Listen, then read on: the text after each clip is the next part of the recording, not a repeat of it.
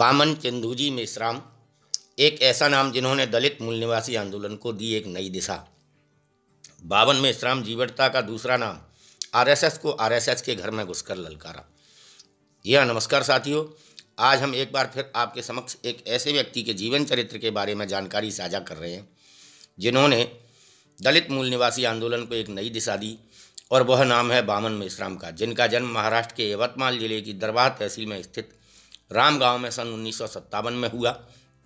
बामन मेश्राम ने अपनी प्राथमिक और माध्यमिक शिक्षा दरबार में ली।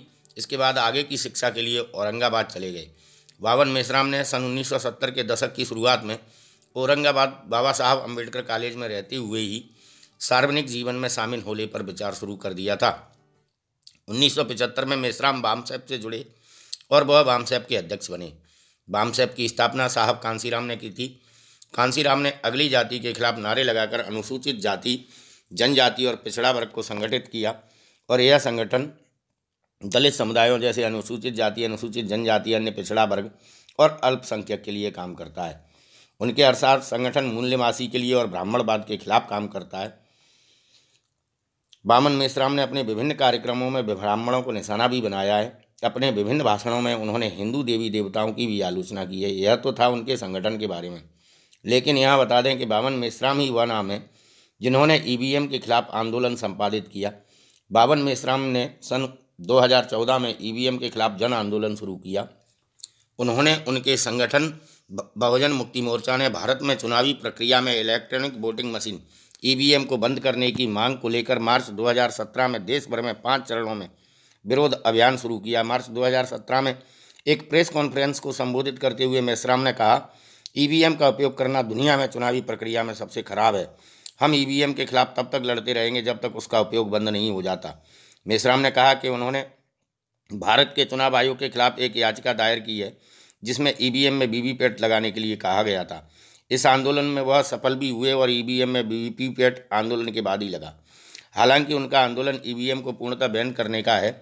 बामन मेश्राम ने राजनीतिक दल बहुजन मुक्ति मोर्चा की स्थापना की और उनके राजनीतिक दल ने 2014 और 2019 के चुनाव में कई सीटों पर चुनाव लड़ा। हालांकि वह सभी सीटों पर अपनी जमानत जब्त करा बैठे। मेश्राम ने यह भी आरोप लगाया कि भारत के चुनाव आयोग पर केंद्र सरकार द्वारा देश भर में चुनावी धांधली करने का दबाव डाला गया है। चुनाव आयोग ने मेरे पत्र के जवाब में कहा है कि केंद्र सरकार और वीवीपैट मशीनों को संलग्न कराने के लिए धन उपलब्ध नहीं करा रही है, लेकिन चुनाव आयोग एक स्वायत्त संस्था है, इसे राष्ट्रपति के पास जाना चाहिए था। एक प्रेस कॉन्फ्रेंस आयोजित करनी चाहिए थी, क्योंकि यह नागरिकों का अधिकार है जानने के लिए। उन्होंने यहाँ सबसे बड़ी बात और बता दें, बामन मेश्राम वह नाम है जिन्होंने पहली बार भारत के इतिहास में वह पहले व्यक्ति हैं जिन्होंने आरएसएस मुख्यालय पर आंदोलन करने का साहस उठाया, जिनके द्वारा आरएसएस मुख्यालय पर आंदोलन किया गया। आरएसएस मुख्यालय पर आंदोलन कर बामन मेश्राम ने विश्व भर में सुर्खियां बटोरी।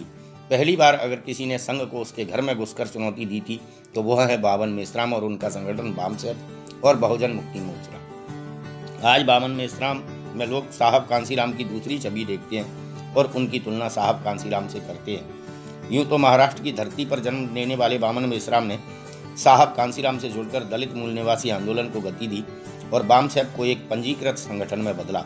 यह उनकी एक बड़ी उपलब्धि है, और सबसे बड़ी उपलब्धि एक यह भी है कि तमाम राजनीतिक दल आरएसएस की आलोचना तो करते हैं, पर कभी भी किसी भी राजनीतिक दल की हिम्मत नहीं हुई कि वह आरएसएस मुख्यालय पर घुसकर आरएसएस मुख्यालय पर आंदोलन करने का जहमत उठाते।